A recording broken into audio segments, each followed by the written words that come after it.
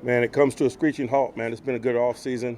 Got a lot of good work done, laid some foundational things. Excited about the group. But I'm sure everybody is this time of year.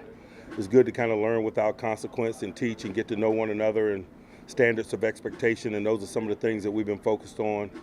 Been some good collective work. It's good football conditioning. It's difficult to get in football shape without playing football. And so we've had a good environment for that. That from that standpoint has been really good, and now is the challenge of building off that level of conditioning in preparation for camp as individuals and as a collective. And so as we leave and go our separate ways, that's kind of the messaging. They have the right to expect the group to show up ready to work, but it's also responsibilities that come with that right. They have the responsibility as individuals to show up ready for the group. And so that's the message that we left them with. Gonna miss this work, but still excited about Latrobe and what's next for us. I'll pause and open it up for questions. Mike, do you anticipate anybody not being ready for Latrobe health-wise? I don't. You guys have some earlier practices this year in training camp. What went into that decision? Just want to give them more time to interact with the fans post-practice, while at the same time taking care of their bodies and rehydrating. And still having an appetite for dinner. Under the later schedule, those things that I described get a little cramped, and we just want to create an environment where we keep the group upright and working. Are you sacrificing that, playing in the hottest part of the day with the sun high up? You still got some of that. Let's not overanalyze it. Mike, how do you measure Russell's progress, not just from this week, but also going back to OTAs? I don't know that I've been looking to be quite honest with you, man. It's about teaching and learning.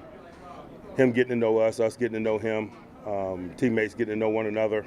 I haven't really been looking at it from an evaluation perspective, just from an instructional perspective.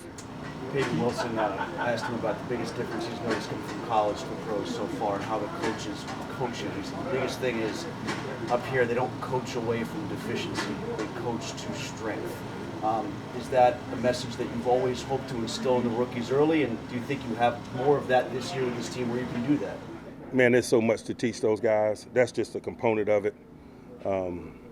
He'll be continually amazed by the differences. This is just a step, man. The next step we take will be intensified, and so will the teaching and learning.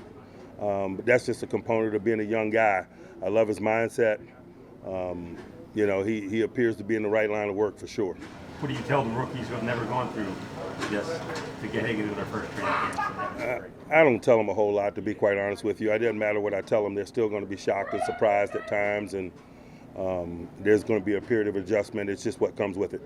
With Landon Roberts, Mike, we've seen what he can do on the field. What has he brought to the linebackers off the field since he's been here? He's a pro.